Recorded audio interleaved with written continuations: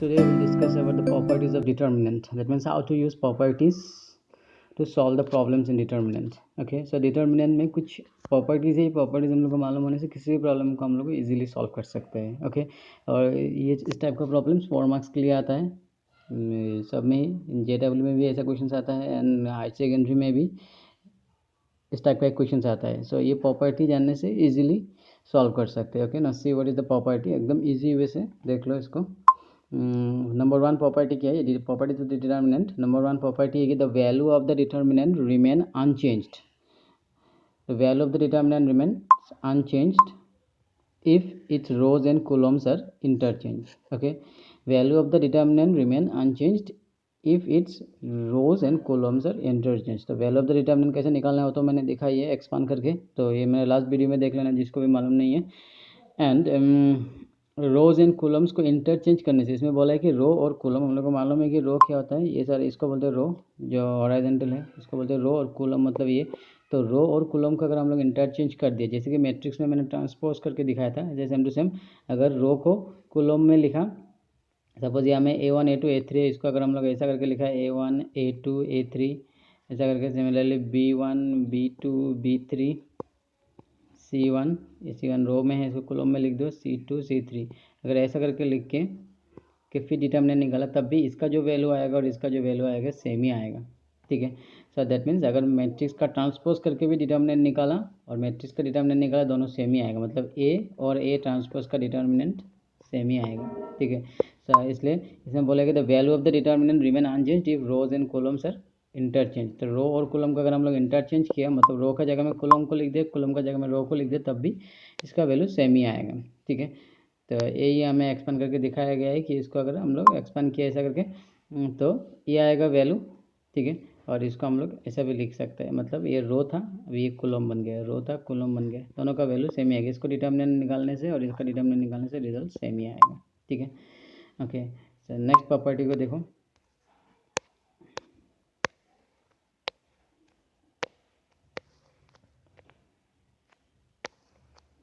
Okay, property number 2. Property number 2 में देखो क्या दिया हुआ है. The property 2, if any two row or column of a determinants are interchanged, then sign of the determinant changes. Okay, if any two rows or columns of a determinants are interchanged, then sign of the determinant changes. Okay, so if any two rows or columns, मतलब कोई भी दो रो को व column को अगर हम लोग इंटरचेंज किया, मतलब ये फर्स्ट रो को हम लोग सेकेंड रो का जगह में अगर लिख दिया, जैसे कि सपोज ये जो डिटर्मिनेंट है इसमें B1 B2 एंड B3 को फर्स्ट में लिख दिया, और A1 A2 A3 को सेकंड में लिख दिया, और C जो है उसके जगह में ऐसा करके अगर हम लोग चेंज किया, तो वैल्यू ऑफ द डिटर्मिनेंट में एक चेंज होगा, मतलब एक माइनस देना होगा बाहर, और बाकी कुछ नहीं है. ठीक है, वही लिखा है कि इफ़ एनी टू रोज और columns of determinants are interchange, then sign of the determinant changes. Okay, so मतलब कोई भी दो रो या कॉलम को अगर इंटरचेंज किया, मतलब फर्स्ट रो का जगह में अगर सेकेंड रो को लिख दिया, सेकेंड रो का जगह फर्स्ट रो को लिख दिया, तो बाहर एक माइनस देना होगा. सिमिलरली कॉलम में भी अगर हम लोग ये A2 वाला कॉलम को फर्स्ट लिख दिया और A1 वाला कॉलम को सेकंड में लिख दिया, तब भी एक माइनस देना होगा. ठीक है, तो ऐसा करके जितना बार रो और कॉलम को एक्सचेंज करोगे उतना बार बाहर में एक माइनस दे के जाना होगा. तो ये बोला कि इफ़ एनी टू रोज और column of determinant interchange, then sign of the determinant changes. Okay, determinant का जो साइन है वो चेंज हो जाएगा, मतलब प्लस होने से माइनस हो जाएगा, माइनस होने से प्लस हो जाएगा. तो किसी भी रो को कॉलम को रो के साथ इंटरचेंज करने से, कॉलम को कॉलम के साथ इंटरचेंज करने से. ठीक है, फर्स्ट वाला जो प्रॉपर्टी मिला था वो डिफरेंट था, वो रो और कॉलम को इंटरचेंज करना था, रो को कॉलम के साथ इंटरचेंज किया था उसमें. बट इसमें ये डिफरेंट है, इसमें रो के साथ चेंज होगा, फर्स्ट रो को सेकंड रो के साथ, सेकंड रो को थर्ड रो के साथ, किसी भी दो रो को हम लोग एक दूसरे के साथ चेंज कर सकते हैं, बट बाहर में एक माइनस देना होगा. सिमिलरली किसी भी दो कॉलम को भी हम लोग इसके साथ एक दूसरे के साथ चेंज कर सकते हैं, मतलब इसको यहाँ में लिख सकते हैं, इसको यहाँ में लिख सकते हैं, तो बाहर में एक माइनस आ जाएगा. ठीक है, सपोज थर्ड रो को फर्स्ट में लिख दिया, फर्स्ट रो को थर्ड में लिख दिया, तब भी एक बाहर में माइनस आ जाएगा. पहले इतना ही डिफरेंस आएगा. तो डिटर्मिनेंट में हम लोग किसी भी दो रो या दो कॉलम को इंटरचेंज कर सकते हैं, मतलब थर्ड रो को फर्स्ट रो में लिख सकते हैं, फर्स्ट रो को थर्ड रो में लिख सकते हैं, सेकंड कॉलम को फर्स्ट कॉलम में लिख सकते हैं, फर्स्ट कॉलम को सेकंड कॉलम में लिख सकते हैं. उसके लिए हम लोग को एक बाहर माइनस देना होगा, और उसके लिए हम लोग एक लिखते हैं कि सपोज इंटरचेंज करना है तो लिखना पड़ेगा ये हमें कि C1 इंटरचेंज, मतलब ये जो सिंबल है ये इंटरचेंज का है, C1 interchange C2, both side implies जो सिंबल है इधर से समझ में आ जाएगा कि हम लोग इसको C2 के साथ C1 को इंटरचेंज किया है। ठीक है, तो ये सिम्बोलिकली लिखना पड़ेगा साथ में कि अप्लाइंग दिस, इसको हम लोग अप्लाई किया। स्टेप में लिख देना होगा कि अप्लाइंग दिस, इसको अप्लाई किया मतलब C1 और C2 को चेंज किया, बा R1 और R2 को चेंज किया तो R1 इंटरचेंज R2। ठीक है, ओके। सो नाउ नेक्स्ट, उसके बाद थर्ड प्रॉपर्टी को देख लो, प्रॉपर्टी नंबर 3।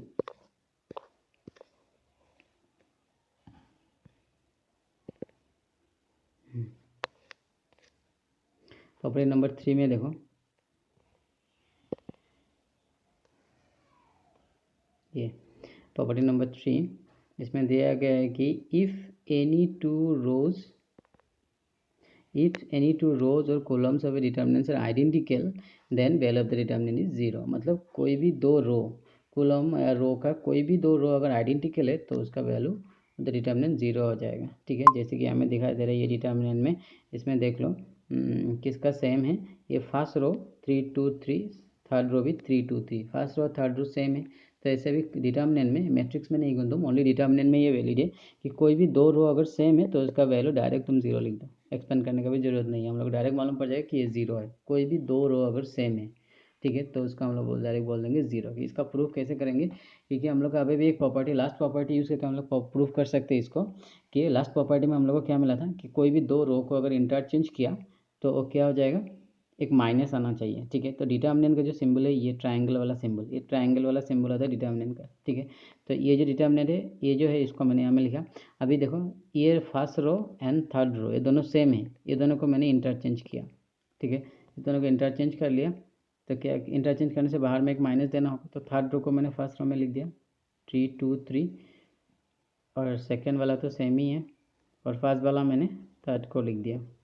ठीक है, अभी देख लो बाहर में एक माइनस था तो ये माइनस को मैंने यहाँ में लिखा, और ये जो है ये जो मैंने लिखा ये तो इसका जैसे सेम ही बन गया, क्योंकि फर्स्ट और थर्ड तो सेम ही था ना, इसको हम लोग इंटरचेंज करने से भी तो एग्जैक्टली सेम ही आ गया, 3 2 3 3 2 3 3 2 3 3 2 3, तो इसका वैल्यू और इसका वैल्यू सेम है, तो इसका वैल्यू, इसको हम लोग क्या लिखा था डेल, तो इसको अभी लिख दिए ट्राइंगल का जैसा जो डेल है। ठीक है, तो अभी देखो डेल इज इक्वल टू क्या आ गया, माइनस डेल, तो इसको लेफ्ट साइड में लेके जाओ तो क्या आ जाएगा, del plus del equal to 0, इसको अगर लेफ्ट साइड में लेके आया तो विच इज इक्वल टू आ जाएगा del plus del, 2 del equal to 0। अभी 2 को राइट साइड में लेके जाओ मतलब डेल इक्वल टू 0। डेल जो है वो डिटर्मिनेंट को रिप्रेजेंट करता है। ठीक है, ये डिटर्मिनेंट का हम लोग नाम देते हैं ये सिंबल से। ठीक है, तो अभी देखो डिटर्मिनेंट 0 आ गया, तो इस तरीके से हम लोग इसको प्रूव कर सकते हैं। ठीक है, क्योंकि कोई भी दो रो को अगर इंटरचेंज किया तो एक माइनस आएगा। ठीक है, तो माइनस आया, और इसमें फिर से इसका वैल्यू डेल की होगा, क्योंकि इंटरचेंज करने से भी ये सेम ही रहता है, क्योंकि ये फर्स्ट एंड थर्ड जो है वो सेम रो था, इसको इंटरचेंज करने से भी सेम ही आएगा, तो इसको हम लोग डेल लिख सकते हैं। फिर इसको लेफ्ट साइड में लगेगा डेल प्लस डेल, 2 डेल, 2 को राइट साइड में लगेगा तो डेल इज इक्वल टू 0, मतलब डिटर्मिनेंट का वैल्यू 0 आ गया। तो इसलिए कोई भी अगर दो या कोई भी दो रो या दो कॉलम अगर सेम है, आइडेंटिकल है, तो उसका डिटर्मिनेंट ऑलवेज 0 हो जाएगा। कोई भी दो रो, याद रखना, कोई भी दो रो अगर सेम है व दो कॉलम अगर सेम है तो उसका डिटर्मिनेंट 0 आएगा। रिमेंबर दैट दो रो अगर सेम है, दो कॉलम अगर सेम है, कोई भी दो रो या कोई भी दो column. Okay okay, so now property number 4, ये प्रॉपर्टी नंबर 4 है कि if each elements of a row और column of a determinant is multiplied by a constant then its value gets multiplied by K.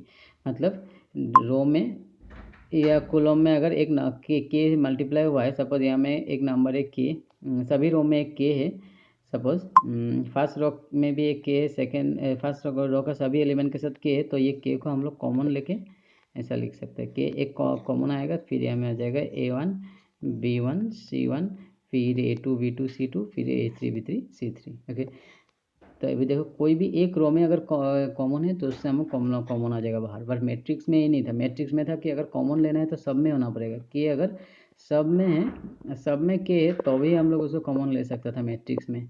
ठीक है, but determinant में क्या है, ये अगर मैट्रिक्स होता तो यहाँ से एक के कॉमन आता, एक के कॉमन आता और बाकी सारा 1 1 हो जाता। ठीक है, यहाँ में सब में से के आ जाता कॉमन बाहर, लेकिन डिटर्मिनेंट में एक रो में से कॉमन आएगा। ठीक है, तो अगर ये डिटर्मिनेंट होता तो यहाँ से कैसे कॉमन आता, तो यहाँ से फर्स्ट रो से एक कॉमन आएगा के, सेकेंड रो से और एक के आ जाएगा, थर्ड रो से और एक के आ जाएगा, मतलब के क्यूब कॉमन आएगा यहाँ से अगर डिटर्मिनेंट होता तो, ठीक है। डिटर्मिनेंट में रो से कॉमन आता है, फर्स्ट रो से कॉमन आएगा एक के, सेकेंड रो से और एक के कॉमन आएगा, थर्ड रो से और एक के कॉमन आएगा। बट अगर मैट्रिक्स हुआ होता तो ये पूरा मैट्रिक्स में से एक ही के कॉमन आता है, ठीक है। ये डिफरेंस है मैट्रिक्स एंड डिटर्मिनेंट में, ठीक है। सो मैट्रिक्स में किसी भी एक रो में से कॉमन ले सकता है, व किसी भी एक कॉलम से भी कॉमन ले सकता है। रिमेंबर दैट कोई भी नंबर अगर सब में मल्टीप्लाई हुआ है तो फर्स्ट में से एक आएगा, सेकेंड रो में से एक आएगा, थर्ड रो में से एक आएगा, मतलब 3 आ जाएगा, ठीक है। लेकिन मैट्रिक्स होने से वो एक ही होता, ठीक है। तो each elements of a row और column of a determinant is multiplied by a constant K, then its value get multiplied by K, ठीक है। तो बोला है कि कोई भी रो या कॉलम में एक नंबर अगर मल्टीप्लाई किया हुआ है तो उसका वैल्यू उस नंबर से मल्टीप्लाई, डिटर्मिनेंट का वैल्यू उस नंबर से मल्टीप्लाई हो जाएगा। मतलब सपोज यहाँ में सब में के था तो के तो बाहर आ जाएगा, फिर अभी जो ये डिटर्मिनेंट है, ये डिटर्मिनेंट का वैल्यू के साथ के को मल्टीप्लाई कर देने से इसका वैल्यू आ जाएगा, ठीक है। तो मतलब वही बात है कि हम लोग कॉमन ले सकते हैं, जैसे कि यहाँ में दिखाया गया है, देखो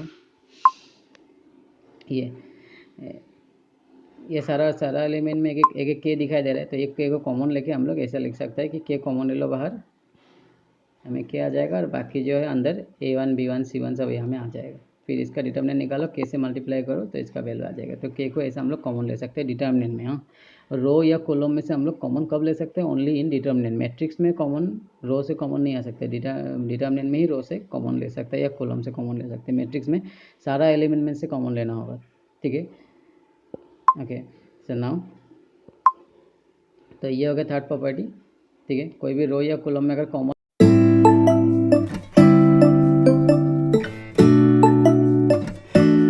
okay, and then property number 5। Property number 5 में क्या है, ये वेरी इंपॉर्टेंट है।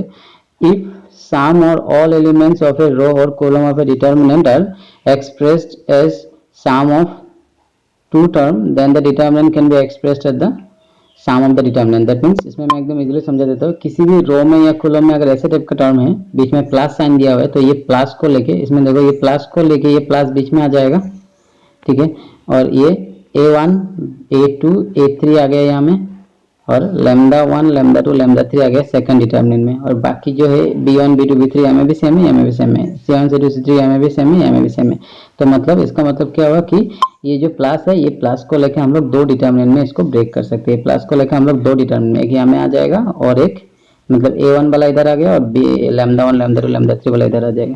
तो ऐसा अगर ऐसा डिटर्मिनेंट है तो उसको हम लोग ऐसा बना सकते हैं, और ऐसा है तो उसको हम लोग ऐसा लिख सकते हैं, ठीक है। दोनों तरफ से कर सकते हैं। तो कभी भी अगर किसी भी रो में अगर ऐसे टाइप का टर्म दिया है तो उसको इसको हम लोग ऐसा प्लस को बीच में लगा के ऐसा दो डिटर्मिनेंट में ब्रेक कर सकते हैं, ठीक है।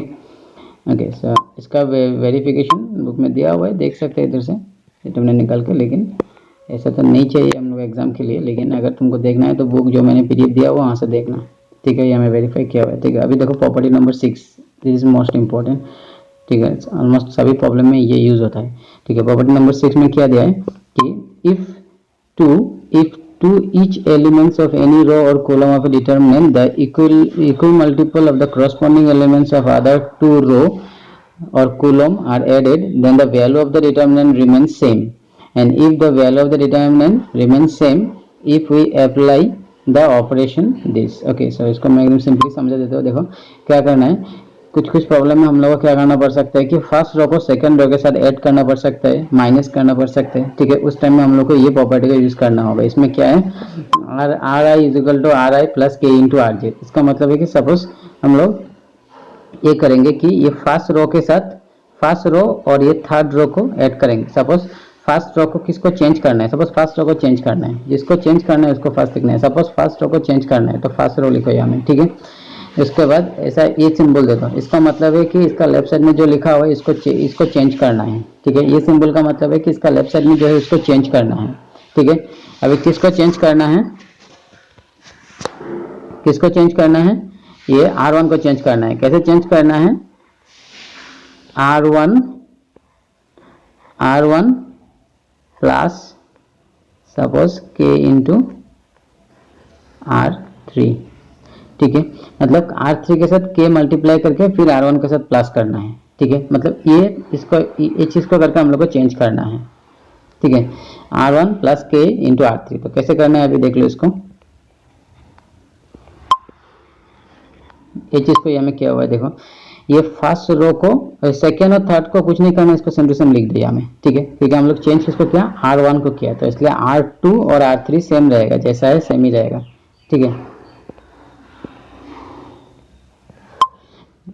ये second and third same to same है, देखो यहाँ में जो है same to same B1 B2 B3 B1 B2 B3 C1 C2 C3 C1 C2 C3, तो जो सेकेंड एंड थर्ड रो है उसको सेम टू सेम लिखना है, ठीक है। अभी देखो चेंज किसको करना है, R1 को करना है, तो R1 अभी हमें चेंज होगा, कैसे चेंज होगा, R1 plus K into R3, मतलब R3 के साथ K को मल्टीप्लाई करके फिर R1 के साथ प्लस करना है, मतलब R3 क्या है, R3 है ये C, इसके साथ क्या मल्टीप्लाई करना है, R3 के साथ K, तो K ये में मल्टीप्लाई कर दो ऐसे सिंपली, समझाने के लिए लिख रहा है, ये सबके साथ K मल्टीप्लाई कर दिया। अभी देखो R1 प्लस K R3, तो ये R1 है और ये हो गया K R3, तो ये दोनों को प्लस करके R1 में लिखना है, किस में लिखना है, R1 में लिखना है, दोनों को प्लस करके, तो this A1 plus K C1, A1 plus K C1, फिर A2 प्लस K C2 ये आ गया, फिर A3 प्लस K C3 यहाँ में आ गया, ठीक है। ये रूल को अप्लाई किया, मतलब R1 plus K into R3, first element plus हो, सेकंड एलिमेंट प्लस हो, थर्ड एलिमेंट प्लस हो, फिर इसको यहाँ में लिख देना है, ठीक है। तो इसका वैल्यू और ये डिटर्मिनेंट दोनों का वैल्यू सेम आएगा, ये डिटर्मिनेंट का वैल्यू और ये डिटर्मिनेंट का वैल्यू सेम आएगा, ठीक है। तो ये ऑपरेशन हम लोग अप्लाई कर सकते हैं, ठीक है। तो ये बहुत इंपॉर्टेंट ऑपरेशन है, तो इसका जगह में मैंने प्लस दिखाया यहाँ में तो माइनस भी कर सकते हो, यहाँ में प्लस नहीं दिखा, यहाँ में माइनस भी दे सकते हो, किसी भी दो रो को माइनस भी कर सकते हो ऐसा, ठीक है। के का वैल्यू कुछ भी ले सकते हो, के का वैल्यू 1 भी ले सकते हो, 2 भी ले सकते हो, मतलब R1 plus 2 into R2, R1 plus 3 into R3 ऐसे कुछ भी कर सकते हैं हम लोग, ठीक है, समझ में आया ना।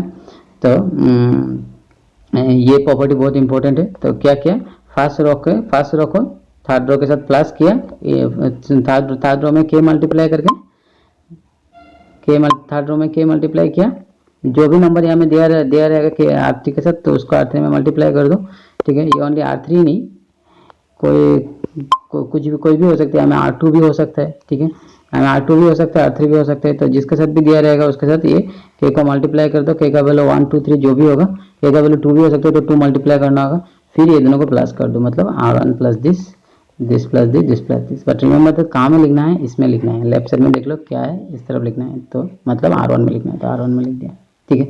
तो ये प्रॉपर्टी हम लोग यूज़ करके देखेगा, तो इट इज़ वेरी इंपॉर्टेंट। और एक प्रॉपर्टी नंबर 7 है जो यहाँ में दिया नहीं है बुक में, मैं लिख देता हूँ। प्रॉपर्टी नंबर 7 क्या है, किसी भी डिटर्मिनेंट में अगर कोई भी सारा रो या सारा कॉलम 0 है, मतलब एक रो का, यहाँ में 2 1 2 3 4 5 6 ऐसा, ठीक है, कोई भी एक डिटर्मिनेंट दिया है जिसका कोई भी एक रो का सारा एलिमेंट 0 है, तो उसका वैल्यू डायरेक्ट 0 लिख दो, ठीक है, या आइदर रो 0 है व कॉलम भी 0 है, कॉलम या रो कोई भी एक होने से ही किसी भी डिटर्मिनेंट का सारा elements, every elements of a row और every elements of A column अगर 0 हो गया, so value of the determinant 0 हो जाएगा, ठीक है। तो किसी भी रो में अगर सारा एलिमेंट 0 है तो उसका वैल्यू 0 लिख दो, या किसी भी कॉलम में भी, सपोज कॉलम में सारा एलिमेंट 0 है तो भी उसका वैल्यू 0 आएगा, ठीक है। ये तो हम लोग को एक्सपेंड करने से मालूम पड़ जाएगा। तो दीज आर द प्रॉपर्टीज, ठीक है।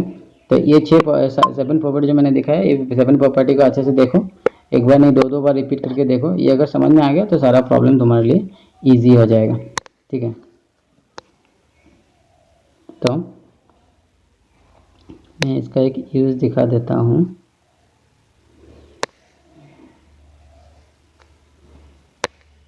देखो ये जो प्रॉब्लम 13 ये एग्जाम्पल है, लेकिन फिर भी मैं थोड़ा एक्सप्लेन करके दिखा देता हूँ तुमको कि प्रॉपर्टी कैसे यूज किया हुआ है, ठीक है। तो ये जो है इसका डिटर्मिनेंट निकालना है, ठीक है। तो इसका डिटर्मिनेंट कभी कभी हम लोग को प्रूव करने के लिए बोल देता है। इसमें देखो क्या आया, a minus B minus C minus A, ठीक है। लेकिन अगर हम इसको डायरेक्ट एक्सपांड कर दिए तो ऐसा नहीं आएगा, ऐसा आने के लिए बहुत ज़्यादा सिंप्लीफाई करना होगा। तो इसलिए अगर ये क्वेश्चन प्रूव करने के लिए दिया होता कि a minus B is equal to B minus A into B minus A into C minus से प्रूव करके दिखाओ इट इज इक्वल टू, तो हम लोग को ये प्रोसेस में करना होगा, ठीक है। तो इसके लिए क्या करना होगा कि जनरली यहाँ में फर्स्ट स्टेप किया हुआ है, ऑलवेज ट्राई करना है कि किसी एक कॉलम या रो को ऐसा 1 1 1 बनाना है। या में तो एक स्टेप करके दिया हुआ है, या में 1 1 1 करके दिया हुआ है, ठीक है। अगर नहीं किया हुआ है तो इसको फर्स्ट काम होगा हम लोग का कि इसको 1 1 1 बनाएं, ठीक है।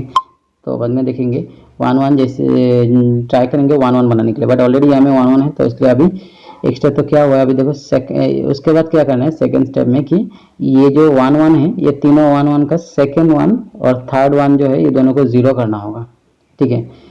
तो कैसे करोगे ज़ीरो, इसको कैसे ज़ीरो करना है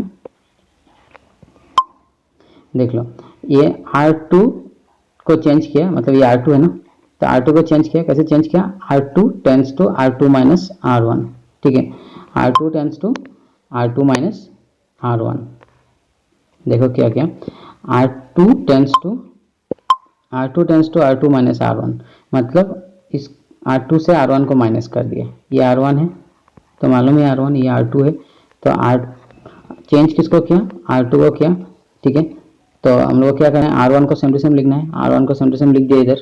तो अभी क्या करना है, R2 minus R1, this minus this, तो माइनस करके कहाँ में लिखना है, R2 में लिखना है, ठीक है। तो 1 माइनस 1 क्या आ जाएगा, 0, ठीक है। फिर b माइनस ए, ये आ गया b minus A, b minus A, तो ये आ गया b माइनस ए, सी ए माइनस सी बी, ये आ गया सी ए माइनस सी बी, इसको सी कॉमन ले लिया। फिर उसके बाद क्या करना है, इसको जीरो करना है, ठीक है। इसको जीरो करने के लिए क्या करना होगा, R3 माइनस R1, तो इसमें देखो R3 माइनस R1 किया, ठीक है। और किसको चेंज किया, R3 को, मतलब R3 माइनस R1 करके कहाँ में लिखना है, R3 में लिखना है। तो 1 माइनस 1 क्या आ जाएगा, 0, C माइनस ए, या में आ गया C minus A, B minus B C, तो A B minus B C, B common आया, ठीक है। अभी देखो तो ये हो गया फर्स्ट स्टेप। तो क्योंकि ये अभी मालूम पड़ जाएगा कि ये इसका करने का रीज़न क्या है। देखो इसमें अभी देख लो क्या क्या कॉमन है।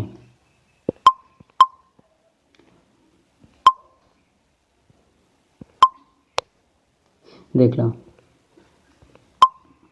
फर्स्ट में तो कुछ कॉमन नहीं है, सेकंड में कॉमन है बी माइनस से ए माइनस बी, ठीक है। अगर यहाँ से हम लोग b माइनस से कॉमन लिया तो यहाँ से b माइनस से कॉमन ले, रो में से कॉमन ले सकते हैं हम लोग का, अभी प्रॉपर्टी मिला था। तो ये b माइनस से दोनों में है, या में a माइनस भी है, बट एक माइनस कॉमन लेने से ये b माइनस से बन जाएगा, ठीक है। तो b माइनस से अगर कॉमन लिया तो ये जीरो तो जीरो ही रहेगा, जीरो में से कुछ भी कॉमन ले सकता है, because zero into anything, zero के साथ हम लोग जीरो इंटू बी माइनस से भी लिख सकते हैं। तो b माइनस से कॉमन लिया तो जीरो तो जीरो ही रहेगा, यहाँ से b माइनस से कॉमन ले लिया तो 1 आ गया, और यहाँ से b माइनस से कॉमन लिया, बट यहाँ में था a माइनस बी, तो एक माइनस कॉमन ले लो तो c माइनस सी बन जाएगा, और ये बन जाएगा b माइनस ए। अगर एक माइनस कॉमन ले लिया तो ये बन जाएगा b माइनस ए, ठीक है। अगर हम लोग माइनस कॉमन लिया होता तो माइनस सी अंडर ब्रैकेट में आ जाएगा b माइनस ए, तो ये b माइनस से बाहर चला गया तो यहाँ में आ गया माइनस सी। सिमिलरली यहाँ से c माइनस से कॉमन लिया तो यहाँ में आ गया 1, तो यहाँ से एक माइनस कॉमन लिया तो b आएगा, और यहाँ में c माइनस से आ जाएगा, c माइनस से बाहर चला गया तो माइनस b आ गया, ठीक है। तो कोई भी रो में से हम लोग कॉमन ले सकते हैं, ठीक है। तो ये कॉमन आ गया। अभी देखो ये डिटर्मिनेंट एकदम इजी हो गया, तो अभी इसको सिंप्लीफाई करने में प्रॉब्लम नहीं, बिकॉज दो जीरो है। मैंने पहले ही बोला था कि जिस कॉलम में या जिस रो में ज़्यादा जीरो है उसको हम लोग को एक्सपांड करना है। तो हम लोग ये C1 को इसको एक्सपांड करेंगे, ठीक है। तो इसको एक्सपांड करने के लिए फर्स्ट क्या लेना होगा, ये तो सेम ही रहेगा, ये इनटू में जो है, तो अभी ये 1 यहाँ में आ गया, फिर ये कैंसिल, तो इसको मल्टीप्लाई कर दो, माइनस बी, इसको मल्टीप्लाई कर दो, एक फॉर्मूला का माइनस आएगा और यहाँ से आएगा minus C, minus minus plus सी हो जाएगा, ठीक है। और बाकी स्टेप को करने का जरूरत नहीं, बाकी तो दोनों जीरो है, क्योंकि C1 से डिटर्मिनेंट किया, एक्सपांड अलोंग फर्स्ट कॉलम में एक ही नॉन जीरो एलिमेंट 1, बाकी तो दोनों जीरो है। एक्सपांड करने का जिसको नहीं आता वो पहले मेरा प्रीवियस वीडियो देख लो, ठीक है, एकदम ईजी है। तो इसलिए ये 1 से किया और बाकी दोनों को करने का जरूरत नहीं, बिकॉज जीरो है, तो इसलिए हम लोग ये दोनों को जीरो बनाया था, ठीक है। हम लोग को एक्सपांड करने में ईजी होंगे, ठीक है। अभी देखो सिमिलरली अभी इसमें b माइनस से बन गया, c माइनस से बन गया, यहाँ में आ गया b माइनस बी प्लस सी, ठीक है। तो हम लोग को चाहिए क्या था, a माइनस बी चाहिए, b माइनस सी चाहिए, c माइनस ए चाहिए। ये सपोज हम लोग को प्रूफ करने के लिए दिया, तो हम लोग को क्या करना होगा, अभी यहाँ से एक माइनस कॉमन ले लो, यहाँ से एक माइनस कॉमन ले लो तो क्या आ जाएगा, a माइनस बी आ जाएगा। एक माइनस कॉमन लिया तो ये a माइनस बी आ जाएगा, ठीक है। और ये यहाँ से एक माइनस कॉमन ले लो तो ये प्लस बन जाएगा, दो माइनस आ गया, यहाँ से एक माइनस कॉमन ले लिया तो अभी b प्लस हो जाएगा, c माइनस हो गया, ठीक है। तो यहाँ से एक माइनस आया था और यहाँ से एक माइनस आया, दो माइनस आया तो प्लस बन जाए, ठीक है। समझ में आया कि नहीं, एक माइनस यहाँ से आया, एक माइनस यहाँ से आया, तो यहाँ से हो गया a माइनस बी, यहाँ से आ गया b माइनस सी, क्योंकि माइनस कॉमन लिया था, और अभी c माइनस ए को सेम टू सेम लिख दिया यहाँ में, ठीक है। तो यहाँ में प्लस साइन आ गया, क्योंकि एक माइनस यहाँ से आया, एक माइनस यहाँ से आया, तो प्लस साइन हो गया, तो यहाँ में कुछ लिखा नहीं, डायरेक्ट प्लस ही हो गया, ठीक है। तो ये हो गया a minus B, B minus A and c minus A. तो इस तरीके से हम लोग उसको प्रूव कर सकते हैं। तो ये प्रॉपर्टी को यूज़ करने का प्रोसेस है, ठीक है। 4.1 हो चुका था लास्ट टाइम, तो अभी इसको करना है, ठीक है। तो देखो क्वेश्चन नंबर 1, इसमें बोला है कि क्वेश्चन नंबर 1 में क्या बोला, using the property of the determinant but without expanding, बिना एक्सपांड किए हुए इसको प्रूव करना है कि इसका वैल्यू 0 है। तो उसके लिए क्या करेंगे, अभी प्रॉपर्टी का यूज़ करना होगा। ठीक है, तो प्रॉपर्टी इसमें दिखाई दे रहा है, मैंने बोला था कि किसी भी रो या कॉलम में अगर प्लस साइन दिया है तो ये प्लस को यूज़ करके हम लोग 2 डिटर्मिनेंट बना सकते हैं। तो ये प्लस को यूज़ करके हम लोग एक डिटर्मिनेंट बना दिया, ये प्लस बीच में आ गया, फिर ये और एक डिटर्मिनेंट बना दिया। ठीक है, तो अभी देखो ये फर्स्ट वाला जो डिटर्मिनेंट है इसमें ये फर्स्ट कॉलम और थर्ड कॉलम सेम है, और दो अगर कॉलम अगर आइडेंटिकल है तो उसका वैल्यू 0 होगा। ये भी एक प्रॉपर्टी हम लोग को मिला था। फिर सेकंड वाला में भी ये second and third column same है, ए बी सी, तो आइडेंटिकल होने से ये भी 0 हो जाएगा। तो 0 + 0 0, कुछ भी नहीं करना, जस्ट प्रॉपर्टी यूज़ किया। तो प्लस, तो ये प्लस को यूज़ करके 2 डिटर्मिनेंट में ब्रेक किया, फिर 2 आइडेंटिकल रो है तो इसलिए इसका वैल्यू 0 हो गया। 2 आइडेंटिकल कॉलम है, यहाँ में भी 2 आइडेंटिकल कॉलम है, तो जो 2 आइडेंटिकल होने से 0 होता है, सेम कॉलम होने से 0 हो जाएगा डिटर्मिनेंट का वैल्यू, एक्सपांड करने का भी जरूरत नहीं है। तो ये आ गया, तो ये होगा राइट साइड। ठीक है, नंबर 2 को देखो, और इसमें भी सेम ही बोला है कि विदाउट एक्सपांडिंग हम लोग को इसको प्रूव करना है कि ये 0 है। तो इसके लिए क्या करना होगा, अभी इसमें क्या किया, इसमें एक चीज़ क्या इसमें कि R1 tense to R1 + R2, R1 और R1 को चेंज किया, कैसे चेंज किया, R1 + R2। ठीक है, तो R1 को चेंज किया तो R2 और R3 जो है वो सेम रहेगा। ठीक है, R2 R3 को सेम ही रखा है, खाली R3 में एक माइनस कॉमन लिया। ठीक है, यहाँ से एक माइनस कॉमन लिया, यहाँ में से भी एक माइनस कॉमन लिया, यहाँ में एक माइनस कॉमन लेके लिखा, बाकी सेम ही है। और R1 + R2 क्या क्या, A - B + B - C, A - R1 + R2 क्या, A - B + B - C, ये था ना, A - B + B - C, तो अभी B कैंसिल, A - C हो गया, तो ये A - C लेगा। फिर ये दोनों को प्लस किया तो यहाँ में C कैंसिल हो जाएगा, तो B - A, यहाँ में A कैंसिल हो जाएगा, C - B, दोनों को प्लस करके। ठीक है, कहाँ में लिखा, R1 में लिखा, रिमेंबर दैट R1 में लिखा, B और C सेम ही है। ठीक है, तो अभी इसमें से कॉमन क्यों लिया, क्योंकि कॉमन लेने से यहाँ में सेम आ जाएगा। देखो ये माइनस कॉमन ले लिया तो माइनस को बाहर निकाल दिया, क्योंकि तीनों एलिमेंट में अगर किसी भी रो में कॉमन है तो उसको हम लोग कॉमन ले सकते हैं डिटर्मिनेंट में। तो ये माइनस तीनों में कॉमन है, माइनस कॉमन ले लिया। माइनस कैसे है, मैंने अभी भी बोला था, यहाँ से एक माइनस कॉमन लिया, यहाँ से माइनस कॉमन लिया, यहाँ में माइनस कॉमन लिया। ठीक है, तो ये C - A था, ये A - C हो गया, A - B था, B - A हो गया। तो अभी एज माइनस कॉमन लिया, तो अभी देखो ये first row and third row दोनों आइडेंटिकल हो गया, तो आइडेंटिकल होने से क्या हो जाएगा, 0 हो जाएगा, तो इसका वैल्यू भी 0 हो गया। ठीक है, नंबर 2। तो सिमिलरली नंबर 3 को भी करना। नंबर 3 में क्या किया, इसमें ये इसको प्लस में ब्रेक किया, 65 को 63 + 2 में बना दिया, 75 को 72 + 3 कर लिया, फिर प्लस करके 2 डिटर्मिनेंट बना दिया, फिर एक 0 हो जाएगा। ठीक है, तो इसको करने के लिए ट्राई करना 4, 5, 4 ये सब ट्राई करना। Question number 5